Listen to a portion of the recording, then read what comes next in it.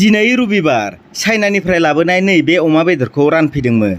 नाथाय आंथ' जाथ'ला, आगोलनि भिडिअ'आवनो बुंखादोंमोन आं। नैबे सारायसे बेदरखौ आंनो जासिदोंमोन। लायालासेनो ब्लड फैयो आं दानिया जायो थाइबें, बुट, खांख्लर गोखासो।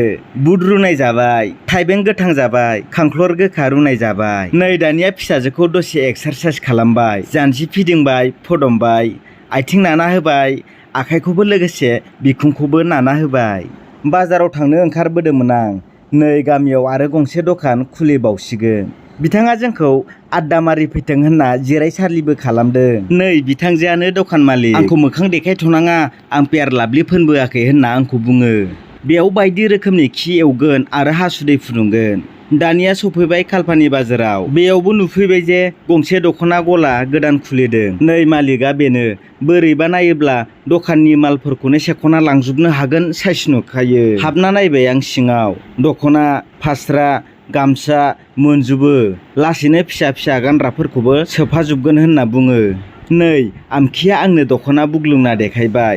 माबा बिबार ब्रेन्डनो, डायमन्ड ब्रेन्डनो, जेन हिनजावनो आं गलिनानै बायना लांगोन। दे जियानो जादोला, सोरबाफोर बायनोबा बिथांजोनि दखानाव हाबफैबानो जाहैबाय। बिथांनि दखाना मानास सेरनि खालपानि बाजारावनो। मोजां मोजां कालेक्सन लांफैनो हागोन नोंथांमोना। दख'ना, गामसा, आर'नाइ, फास्रा जा नांगौ गासिखौबो मोननो हागोन।